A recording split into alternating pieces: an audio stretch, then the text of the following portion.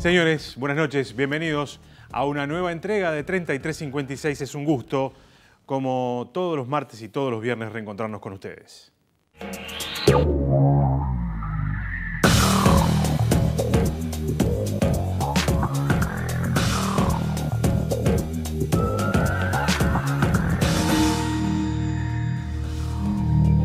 Hoy tenemos un encuentro muy particular para compartir con ustedes. Graciela Barrera es la presidenta de ASFAVIDE, la Asociación de Familiares de Víctimas de la Delincuencia.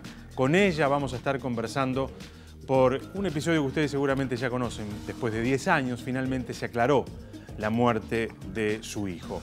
Vemos un informe, ponemos contexto a esto que estamos diciendo y después conversamos con Graciela Barrera.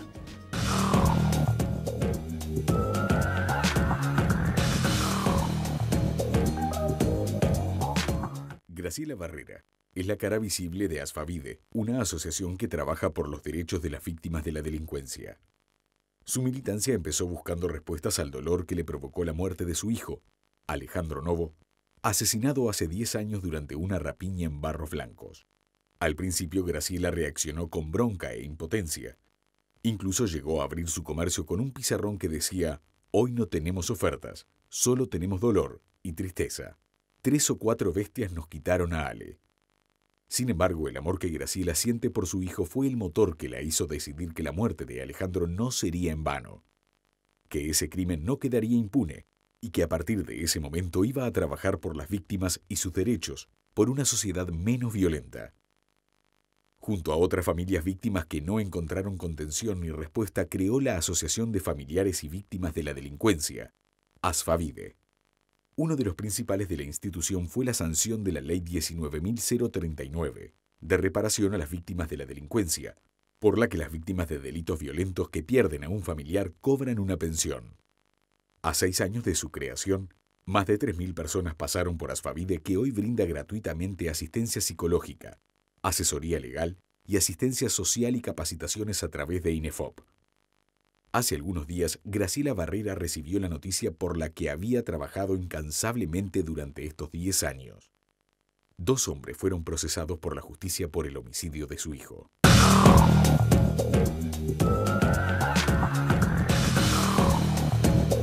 Pueden comunicarse con nosotros, @3356TNU es nuestro Twitter. Allí pueden dejar sus preguntas, sus consultas, sus impresiones sobre la entrevista que tendremos después de la pausa, que ya hacemos y ya venimos.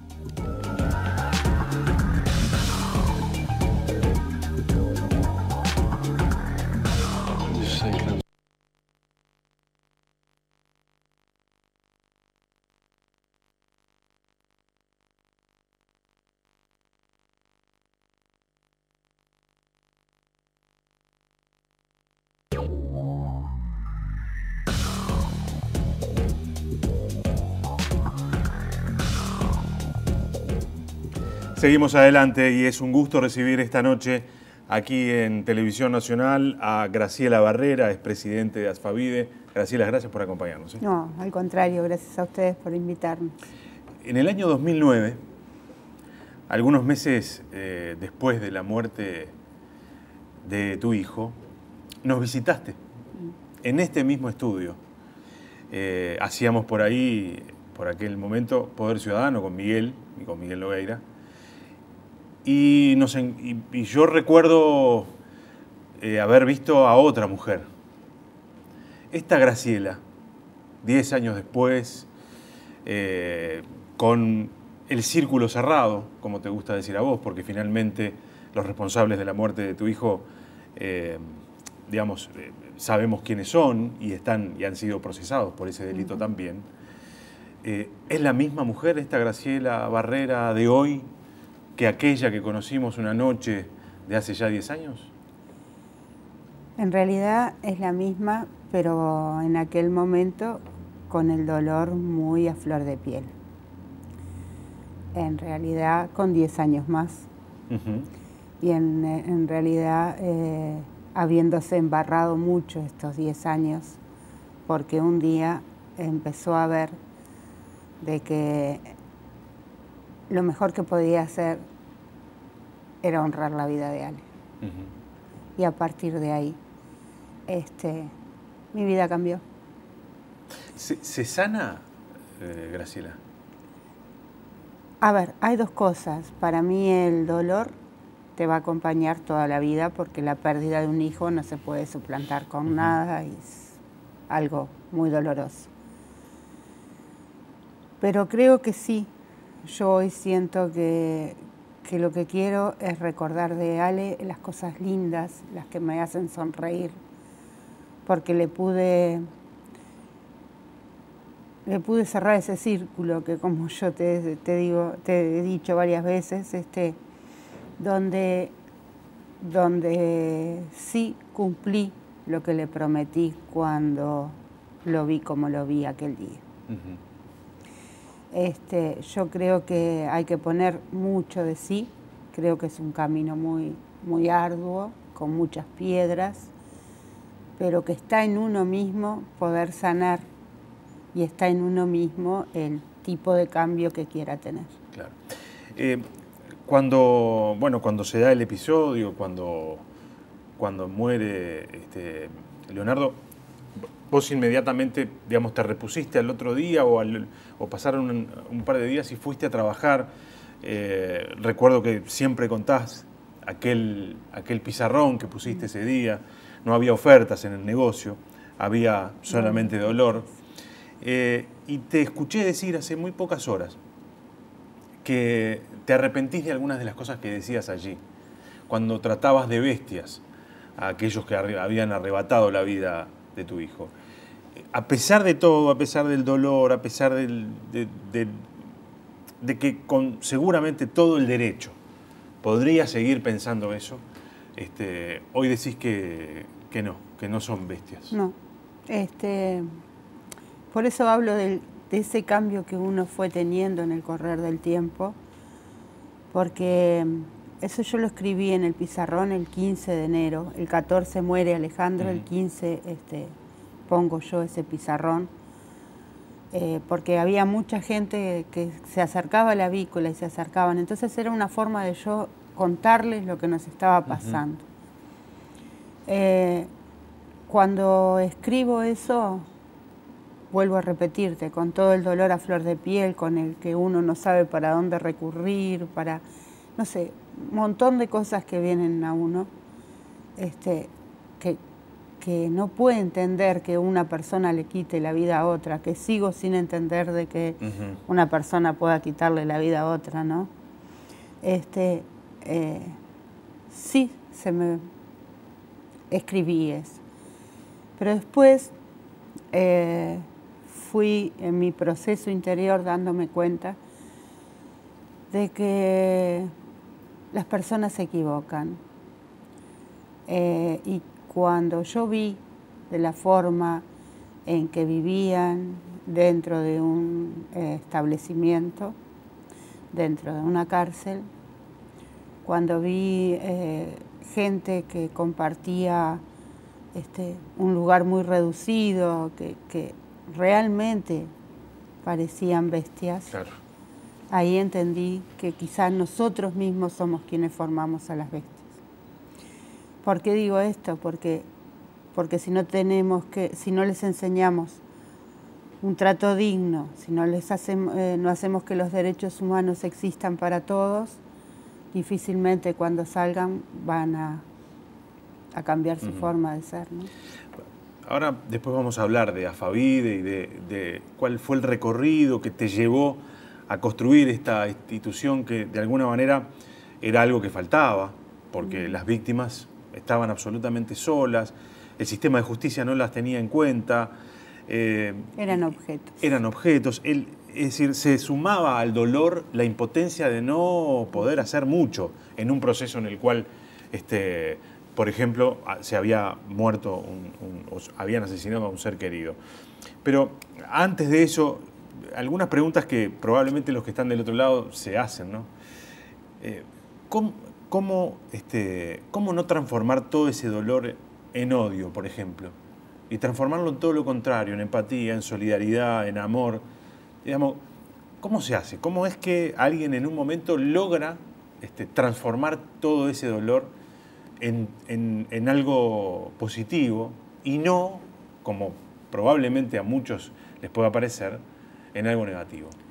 Mira, yo te puedo asegurar de que fue un proceso que yo hice y me doy cuenta que hice ese proceso. Yo te puedo decir que cuando los primeros días yo salía de la avícola, miraba para todos lados viendo a ver si podía encontrar a quién le había hecho eso a Alejandro. Después uno cae como en un pozo, como diciendo, de acá no puedo salir, ¿qué hago? ¿Me voy con él? Porque lo pensás. ¿Llegaste a pensar eso? Sí, llegué. Y con la misma dije, mi nieta, que en ese momento era muy chiquitita, va a sufrir más. Y lo hablé con mi esposo y le dije, si nosotros hacemos un camino de odio y de rencor, seguramente Melina va a tener mucho más sufrimiento. Seguramente si nosotros hacíamos de nuestro dolor justicia por mano propia, se iba a quedar sin su papá y a su vez sus abuelos iban a estar presos. Entonces me pareció que lo mejor... Y había otro hijo además. Claro, sí. Sí, pero mi otro hijo era el que más trataba de que saliéramos adelante. Él empujaba fue a la el puntal. El puntal, ahí está. Melina tenía 2 añitos, o sea, lo principal para nosotros era esa niña, ¿no? Que de tener un cariño y un amor maravilloso de su papá, claro, se quedaba sin nada. Yo no me olvido más esa noche que pasó lo de Ale. Melina, muy chiquita, estaba upa de la tía, mirando por la ventana del dormitorio de ellos y decía papá, papá, y nosotros no sabíamos qué responderle, ¿no? Entonces son cosas muy fuertes que uno tiene que vivir y después no sabe cómo va a salir. Bueno, y en ese proceso, un día me pregunté qué era lo mejor que podía hacer. Y creí que lo mejor que podía hacer era honrar la vida de Alejandro. Y cuando vi a los familiares de la AMIA, cómo habían salido adelante, me pregunté qué había en Uruguay para las víctimas de la delincuencia. Y ahí empecé a caminar. Y ese mismo camino me ayudó a seguir. Con tropezones, con días tristes, con días buenos, como es la vida real. Claro. Nunca en todos estos años te lo pregunté. ¿Cómo está Melina? Bien, es un solcito divino. Está en primero de liceo ahora. Y logró procesar, logró entender sí, la tragedia familiar y de alguna manera ella está se repone. Está enterada de todo. Y bueno, tiene el acompañamiento psicológico que tiene que tener, ¿no? Pero gracias a Dios, aparte tiene un grupo, ya sea a nivel familiar como a nivel de los amigos del colegio, que la ha apoyado siempre y que nunca la ha dejado, y eso la hace fuerte. Claro. Bueno, surge ASFAVIDE, ¿no? La Asociación de Familiares de Víctimas de la Delincuencia, y obviamente te encontraste con historias similares, con personas que sufrían de la misma manera, pero que evidentemente les faltaba contención. Había un problema de contención allí, ¿no? Fuiste descubriendo esto a medida que fuiste conociendo, claro, a quienes se fueron acercando a ASFAVIDE. Nosotros en realidad a ASFAVIDE la formamos 3 familias, la familia Rosenberg, la familia Amaro y la nuestra, la Nova. Y cuando la formamos, lo que hicimos desde un principio fue brindar ese abrazo solidario para que el otro se sintiera que podía tener lo que nosotros no tuvimos. Y así empezamos ese camino. así fue como fuimos a sacar partidas de defunción, como fuimos a acompañar a sacar la pensión, no sé, todos los trámites que pudiéramos hacer, un montón de cosas. Y éramos Contener nosotras 3 y apoyar. familias, exactamente. Y lo hacíamos las 3 familias. Y después, bueno, fuimos creciendo con toda gente voluntaria. Luchamos mucho por la ley 19.039. Y bueno, hicimos... no nos quedamos gritando en una esquina, claro, porque también gritamos en una esquina al principio. Pero no quisimos quedarnos con eso, quisimos construir, porque lo que nosotros como ASFAVIDE pensamos es que de nuestro dolor lo que tenemos que sacar es lo positivo para construir. Recién hablabas de la ley 19.039 que establece una pensión para las víctimas de delitos violentos, una pensión que está a cargo del Banco de Previsión Social, que se aplica ante ciertos delitos, por ejemplo, homicidios en el marco de una rapiña, copamiento, secuestro. Esto ha beneficiado seguramente a mucha gente que antes quedaba absolutamente desprotegida. De repente moría el padre de familia, quien trabajaba, quien de alguna manera era el sostén de aquella familia, que aquella familia quedaba en el más absoluto desamparo. Exactamente. Esta es una ley que viene a reparar esa situación y imagino que tiene que haber tenido un impacto fuerte, ¿no? En la actividad de ustedes para adelante, porque de alguna manera se daba respuestas a esa problemática. Exactamente. Cuando nosotros empezamos a trabajar todo esto, yo tengo la necesidad de nombrar a 2 personas que nos ayudaron mucho. En cuanto a la formación de ASFAVIDE, quienes entendieron, diríamos, lo que era la palabra víctima y que aquí no había nada. Por un lado fue quien era diputado en ese entonces, Fischer Alcantero, y después alguien que nos ha acompañado en el correr de todos estos años, que es el doctor Charles Carrera. El doctor Charles Carrera ha sido un sostén, porque todo lo que él se puso a sus espaldas lo que era la víctima. Claro. En cuanto a lo que es la pensión en sí, bueno, fue tanto el trabajo que hicimos, tanto el trabajo de hormiga, ¿no?, diríamos, que logramos que inclusive fuera pensión para que pudiera ser esa ley retroactiva, claro, porque si no, no podía ser retroactiva. Y hoy tenemos el orgullo de decir que alrededor de 200 personas, o 200 familias, 200 diríamos, familias, claro, están con esa cobertura. Y yo sé que pueden pensar, es dinero, pero cuando falta la cabeza...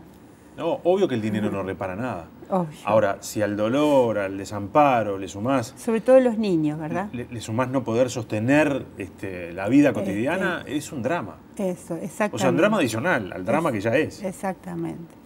Entonces yo hago mucho hincapié en eso, porque cuando se votó esa ley en las gradas del Parlamento, y siempre lo digo porque me duele, porque nosotros hicimos un trabajo de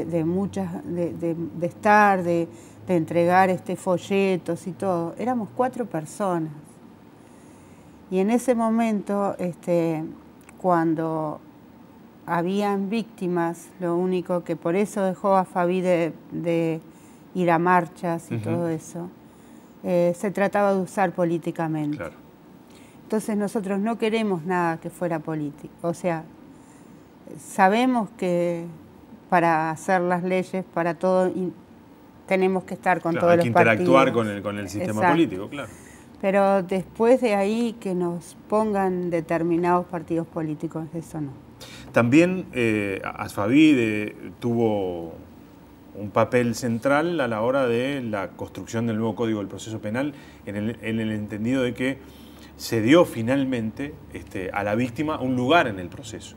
Antes la víctima era un objeto que proveía pruebas, nada más. Nada más. Hoy es un sujeto de derecho, tiene participación en el proceso penal. Esto es una modificación también trascendente, ¿no? Es muy trascendente para nosotros, por pequeño que sea, porque Sí, para falta todo, seguramente, claro. para todo tenemos que empezar por algo. Antes no había nada, volvemos a decir.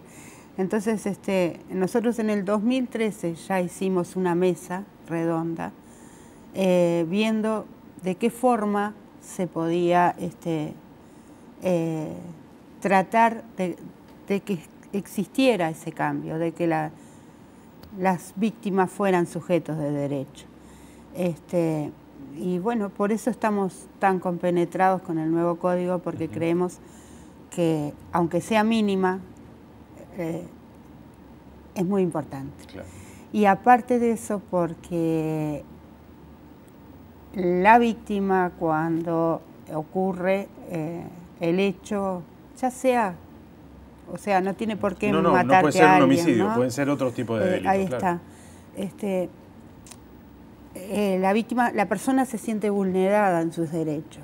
Y al sentirse así, es muy bueno que la acompañen. Es muy bueno que cuando está un juicio pueda ser contenida y ser acompañada, como ha sido acompañada muchas veces de psicólogos de Asfavide. Y además tiene cosas para decir en general la víctima también. Exacto. Es así. Además de esto, que ha sido una tarea importante de Asfavide, pero creo que no ha sido la central, o al menos la tuya. Vos te remangaste y dijiste, bueno, pero acá hay que hacer cosas, como decías al comienzo, y empezaste a ir a las cárceles. Empezaste a tener contacto con la población carcelaria, probablemente pensando en algún momento que te podías cruzar con uno de los asesinos de tu hijo, y sin embargo fuiste, trabajaste, estuviste y reclamás por los derechos de los que están adentro. Muchos que están del otro lado dirán, pero esta mujer no es de este planeta. Está loca. Hay algo que a mí no me cierra, hay una desconexión ahí. Sin embargo, vos optaste por ese camino. ¿Qué pasó ahí? ¿Qué te encontraste? ¿Con qué mundo te encontraste? ¿Qué recogés de los que están de ese lado? Y ojo, que no me gusta poner esto en el lado de un lado y el otro, o ellos y nosotros. No me gusta ponerlo en esos términos, pero digo, al menos ponerlo, lo que quería dejar claro es, vos te encontraste con los que están adentro, que cometieron un delito, y vos habías sido víctima. ¿Qué pasó ahí? No sé, yo empecé un día pidiendo por alguien, a ver si, que yo creía que a pesar de que había cometido un delito menor, en lugar de que se contaminara más, se podía poner en algún lado donde estudiara, trabajara, no Claro. sé, porque era un chiquilín jovencito y bueno. Entonces eso me hizo de que a mí me dijeran si quería pertenecer a la comisión honoraria de lo que era el patronato antes. Deliberado. Y dije que sí. Consulté con todo el mundo, con mi familia en especial, ¿no? Con la gente que me rodeaba. ¿Qué te dijeron? Que hiciera lo que ¿Sí? quisiera. Nadie te dijo, no, ni se te ocurra. Libre albedrío, totalmente. Y bueno, entonces había que ir a llevar ropa, cosas de productos de higiene y eso a las personas que no recibían visita. Y entonces un día me dijeron, ¿querés ir? Y le digo, sí, quiero conocer eso. Y bueno, y ahí empecé a ir. Y lo que conociste fue un espanto, ¿no? Claro, primero conocí un lugar donde estaba con ellos, no sé qué, que se asombraron de que una mamá de alguien que había sido víctima estuviera ahí. Y ahí un señor me dijo, qué bueno sería charlar rato con usted, no sé qué. Y después sí fui a Canelones y vi cosas muy feas. Vi y sentí olores nauseabundos, donde yo digo que ahí la gente se transforma en bestia. Entonces eso no es lo que yo quiero. ¿Por qué? Porque si bien Asfavide trabaja para las víctimas, también Asfavide quiere que no existan tantas víctimas. Evitar más víctimas. Evitar. ¿Por qué? Porque se sufre mucho. Es un dolor irreparable. Entonces se me ocurrió que lo mejor que podía hacer era pedir para charlar con ellos. Y bueno, y ahí empecé, pero siempre ellos saben quién soy.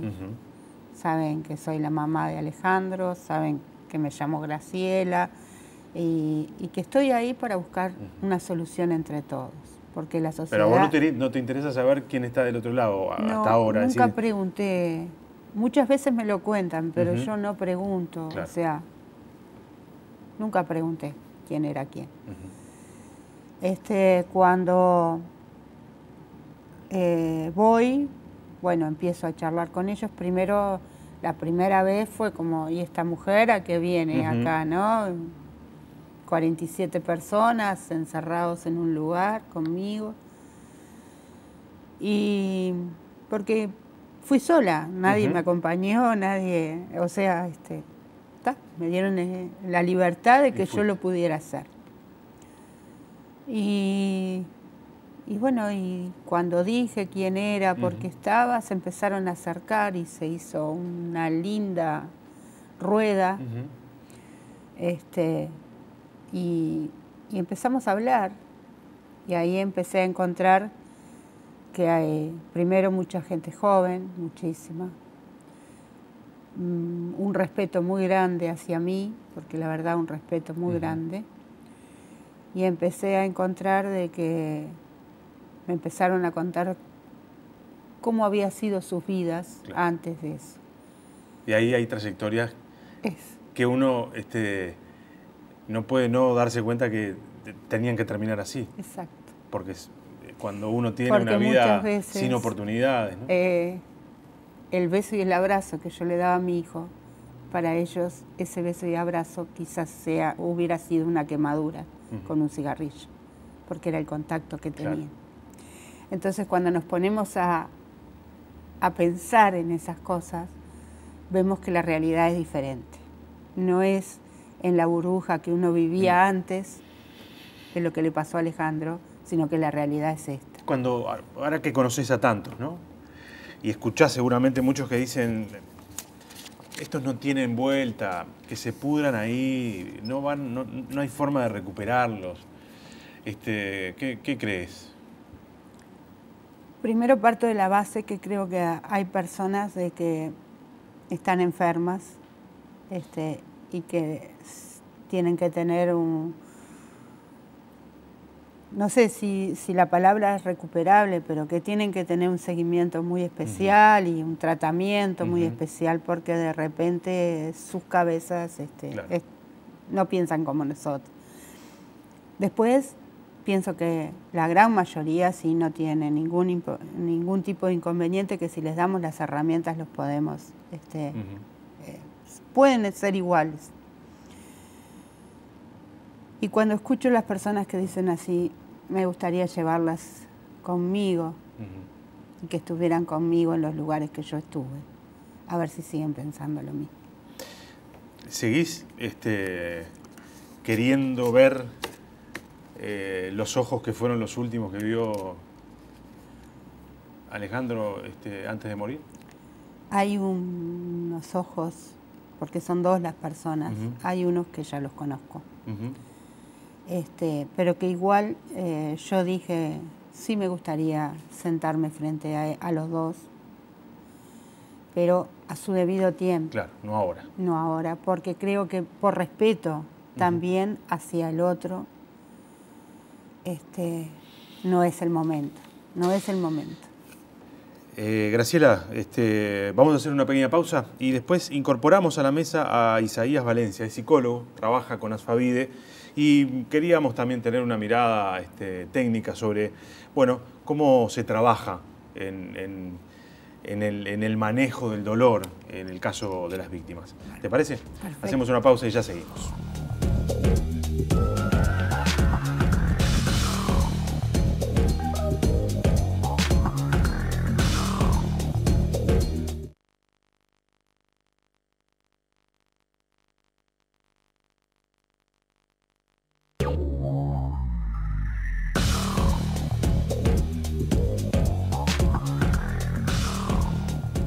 Seguimos acompañando a los señores. Sumamos a la mesa a Isaías Valencia, que es psicólogo. Isaías, gracias por acompañarnos. Hola, mucho gusto, muchas gracias por invitarnos. Mexicano. Mexicano, ya con 10 años viviendo en el Uruguay, ya un ciudadano más de acá. Por supuesto. O sea que ya soy de allá y de acá, Por supuesto. Estoy de los dos lados. ¿Vas habitualmente? Sí, ahora hace tiempo que no he tenido la oportunidad de ir, pero sí, cuando se puede, se va a visitar a la familia de allá también. Exacto. Isaías, ¿cómo se trabaja, cómo se encara desde el punto de vista técnico a alguien que atraviesa un fenómeno, un episodio trágico de estas características que imagino, y solo imagino, no estoy seguramente ni cerca de llegar a comprender el dolor que se puede llegar a sentir ante un evento de este tipo? Claro. Antes de involucrar todo lo técnico, primero hay que poner lo humano enfrente, hay que tener ese contacto persona con persona, sentir que hay una persona que me está escuchando, que un igual me está escuchando, que mi dolor no me lo tengo que guardar yo solo, sino que lo puedo compartir para procesarlo. Y más ya una vez que se hace ese contacto, se hace ese acercamiento hacia la otra persona, es cuando sí se empiezan a buscar las técnicas más adecuadas para que esa persona pueda empezar a reconstruir una vida que por un evento en sí fue, en un segundo, le cambió para siempre la vida. Claro. ¿Qué pasa, digamos, dentro de nuestra cabeza cuando se derrumba algo de una manera tan dramática de un segundo al otro?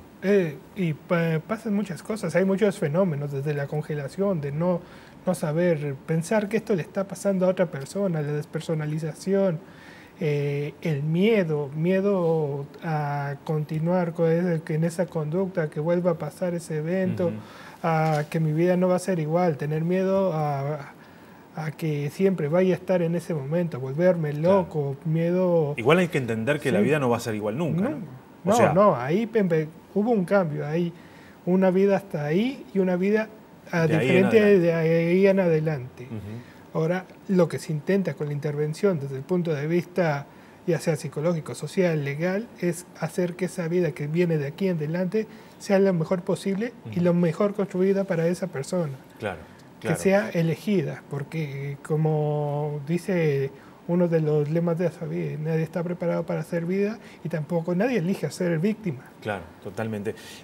Cuando te enfrentás a seguramente infinidad de casos, obviamente cada uno con sus características, pero recién decía algo Graciela, uno llega a pensar que no tiene más nada para hacer, uno llega a pensar que perfectamente podría morir en ese instante también. Claro, ¿no? Que se terminó su vida. Exacto. Así como se venía en ese camino que se tenía ahora, se derrumbó lo que tenía y ya no hay más. Exacto. No hay más. Y ahí hay que redoblar entonces hay que redoblar esfuerzos y hay que buscarle alternativas, que esta persona tiene alternativas y herramientas para poder construir una vida. Lo pudo hacer antes, lo puede hacer ahora también. Claro. Y ahí es donde empezamos la contención, el acompañamiento y todo lo necesario para que esta persona pueda rearmar su vida. Cuando ves casos como los de Graciela, que transforma el dolor en algo absolutamente diferente y empieza a trabajar y empieza a tener empatía con el otro, inclusive con aquel que es el responsable de su situación, decís, bueno, son casos son excepcionales, sí. Exacto. Excepcionales, pero afortunadamente existen. Y existen a veces mucho más de lo que pensamos. Claro. Para Asfavive incorporar esta mirada, digamos, era una manera absolutamente indispensable de acompañar, ¿no? Porque uno puede poner el hombro, uno puede poner lo que más tiene, su reserva anímica, pero hay herramientas de las que no disponemos. Exactamente. Nosotros, gracias a Dios, contamos con un equipo maravilloso que son 11 a partir de ahora, son 11 psicólogos, todos trabajan en forma voluntaria, que eso también es importantísimo, y que logramos una conjunción, estar codo a codo apoyándonos, buenísimo. Hay 2 chicas que se encargan del trabajo social. Y bueno, después está el convenio con UDELAR y con el Ministerio del Interior para el consultorio jurídico, que es la primera vez que en el Uruguay se hace penal. es el primer, tenemos, no sé, la enorme satisfacción de poderle brindar a toda la ciudadanía el primer consultorio de UDELAR que trabaja penal. Y bueno, hicimos ahí un equipo muy unido, con una empatía muy grande hacia las personas, que invitamos a todo aquel que quiera pasar por Asfavide, simplemente para conocer. Para conocer. Ahora después me vas a dar la dirección porque me interesa. Isaías, sí. Siempre es necesario en este tipo de casos, cuando hablamos de casos extremos, ¿no? Hablamos de que muere un ser querido, sí. El cerrar el círculo, es decir, que el evento tenga una resolución judicial, ¿es necesario para que la sanación, y esto lo pongo muy entre comillas, sí, porque seguramente es un término que no es correcto, sea completa o sea razonablemente esperable? Sí, es muy importante. Es una de las cosas que más solicitan estas personas por las que atravesaron este evento, que necesitan que se aclare, que haya justicia para su situación, que se pueda resolver todo ese círculo que les podría generar un poco más de paz, claro, que a lo mejor no es el punto de lo que necesitan en específico, porque lo que necesitan lamentablemente en esos casos más extremos ya no está, claro, pero le ayuda un poco a poder transitar ese círculo de duelo y aprender a convivir un poco más con esa herida, claro, que se tiene. Pero, digamos, y en los casos donde de repente estas cosas se demoran o no llegan definitivamente, ahí el proceso es más complejo, imagino. Es más complejo y es el trabajo día a día, aprender, pero también mostrarle a esta persona que se está transitando, que está avanzando, que más allá de los tiempos que tiene el proceso legal, el proceso personal sigue transcurriendo, claro, se está transformando en una persona diferente y todo lo que está en sus manos lo está haciendo. Y ahora, afortunadamente, con lo que pasó con Graciela, hemos tenido personas que dicen, bueno, si su situación se resolvió, yo tengo más esperanza que la mía se resuelva, y eso, claro, ayuda también a que tenga esa resiliencia para poder seguir adelante y tener esa esperanza siempre para poder terminar, continuar con el proceso de duelo. ¿Cómo es la forma en la que ustedes intervienen? ¿Intervienen persona a persona o se interviene en el núcleo familiar? Es decir, ¿cómo se trabaja esto? Por lo general intervenimos primero con la persona que solicite la ayuda. A veces va un padre, una madre, por un hijo, por un conocido, y es hacia esa persona a la que se solicita el apoyo, ya sea del departamento jurídico, del departamento psicológico, del departamento social. Vamos hacia allá. Y una vez que se hace ese trabajo, ya sea por voluntad propia o por necesidad de apoyo de algún dato más, es que involucramos también, podemos ¿Es necesario involucrar a toda la familia en el proceso? Y es que son situaciones muy personales, son decisiones muy personales. Hay personas que quieren vivir el proceso más alejado, que quieren vivir el proceso más personalizado. Intentamos respetar los tiempos, las decisiones y los espacios de todas las personas que están consultando ahí. Claro, o sea, no hay una fórmula para esto, no hay una especie de tabla. No hay A más B igual a C, no. Nosotros tenemos que, como te decía, ponernos frente a frente, persona a persona, ponernos desde un lugar empático con esta persona y ver cuáles son las necesidades y las capacidades con las que contamos para apoyarla. ¿Cómo han visto ustedes, a partir de la existencia del departamento psicológico, cómo ven que aquellos que se acercan procesan las situaciones? Es muy bueno, e inclusive las personas que ellos ya les han dado el alta, se han ido, vuelven para saludar, para estar, que extrañan los diarios del alma que se hacen todas las semanas allá.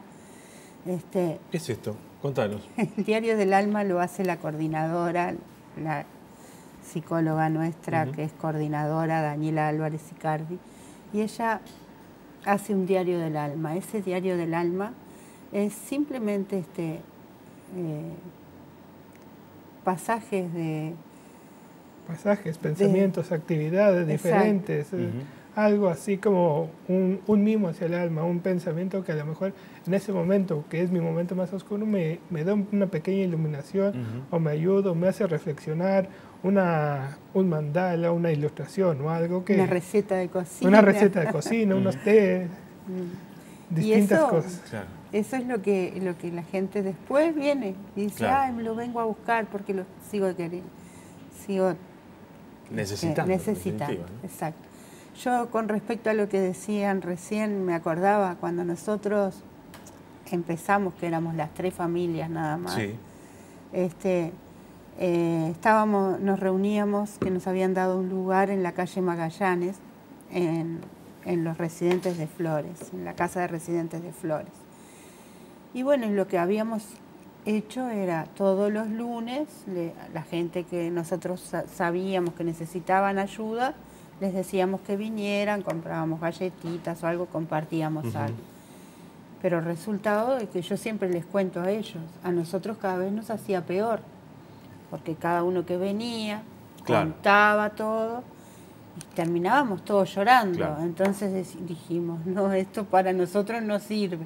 Y ahí fue como empezaron los psicólogos a trabajar en Afavide. Claro, y aún participando todos, pero de repente con... Claro, de otra forma, ¿no? Exacto. De otra Con, forma. Y desde otras perspectivas en la que nosotros nos podemos simpatizar con la persona, y más allá de con el problema, al no haberlos vivido tan en carne propia como en ese caso ellos. claro. No nos toca esas fibras tan sensibles como a las personas que ya están dentro de esa situación, y podemos encarar a la persona en una completitud. Claro. ¿Dónde es que está Afavide? Porque... General Flores, 2419, esquina Domingo Aramburu. O sea, y todos aquellos que quieran ir estamos a pueden las órdenes. conocer las actividades que ustedes realizan allí. Hace unos días que estuvimos en la radio, y recuerdo que Ana, cuando terminábamos el programa, te dijo algo así como: tenías todo para hacer las cosas mal, justificadamente, y decidiste hacer todo bien, ¿no? Es difícil, imagino, también ser portador de eso, ¿no? Porque hay que remarla a pesar del dolor. A mí me nació esto. Yo no pensé en otra cosa. Y yo ahora a ellos los otros días les decía, yo nunca creí ser merecedora de tanto halago que recibo ahora, porque yo lo único que hago es honrar la vida de Ale y tratar de tener una mejor sociedad. Eso es lo que yo quiero. Cuando veo estos chiquilines con las drogas, con todo como están, me parte el alma. Lo digo sinceramente porque así lo creo y lo pienso. Y si puedo seguir haciendo más cosas, lo que esté a mi alcance, no tengo problema. Hoy hay un debate en la sociedad que, digamos, producto del miedo, producto de todo lo que estas situaciones de violencia generan, pretende, bueno, mano dura, más penas, más encierro. Es decir, todo lo que vos venís diciendo que no sabés si es el camino, o en realidad sabés que ese no es el camino. Para mí. Endurecer penas, militarizar a la policía, todas esas cosas que parecen ser respuestas, porque a veces el miedo genera esas respuestas. ¿Vos creés que no es por ahí? Para mí no. Para mí tienen que existir políticas de rehabilitación verdaderas. Para mí tiene que haber un trato digno desde que un niño está en la panza. Creo que tenemos que trabajar con los niños desde el principio. Y no tenemos que, por ejemplo, cuanto menos impunidad haya, lo digo desde antes que me pasara ahora esto a mí. Considero de que vamos a tener menos miedo. Claro, la impunidad genera miedo. Exactamente. Entonces yo sigo sosteniendo de que hay un montón de cosas que hay que trabajar, pero que hay que trabajar el Estado, los ciudadanos, todos tenemos que trabajar con esto. Y nosotros ahora, el miércoles, vamos a estar haciendo un conversatorio, una actividad. Un encuentro de convivencia, en donde va a ir gente anónima a hablar. Un vecino, gente que trabaja con niños en un CAIF, todo así, para ver de qué forma podemos lograr las cosas. Pues nosotros estamos convencidos que hay otros caminos. Y mismo hay que trabajar mucho con justicia restaurativa para no tener tanta cantidad de gente en las cárceles.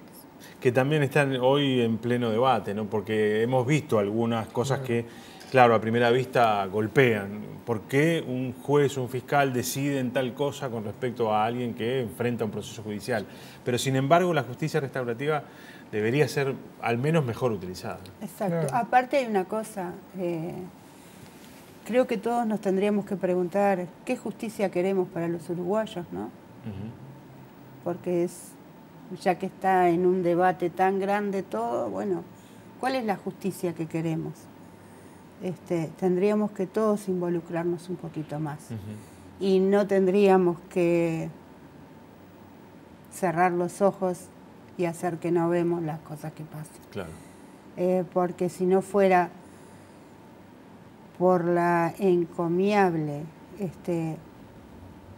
fuerza que tuvieron los testigos en el caso de Alejandro, no se hubiera resuelto. Claro. Sí, porque siempre se dice que cuanto más tiempo pasa en un caso de este tipo, más difícil de resolverlo, ¿no? Entonces creo que ahí la ciudadanía tiene que abrir los ojos. Estar en contacto con las víctimas, como están ustedes en contacto, ¿los ha hecho reflexionar sobre los victimarios también? Sí, nos ha hecho reflexionar. Hemos notado que también, visto en parte, como lo mencionaba Graciela, que del otro lado también hay un ser humano.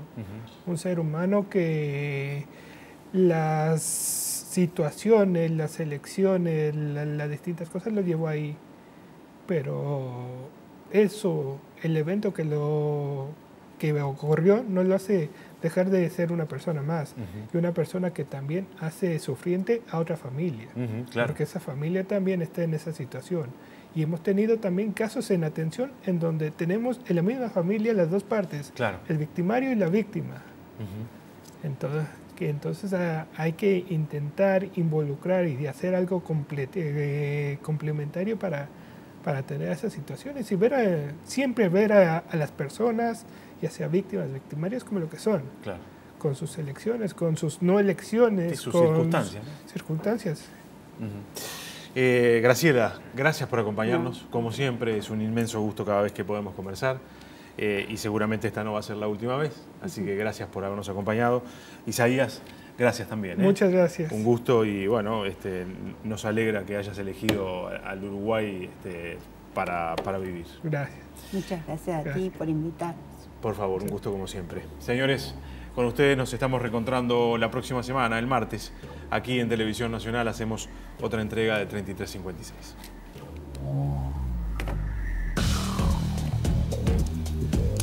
Muy bien.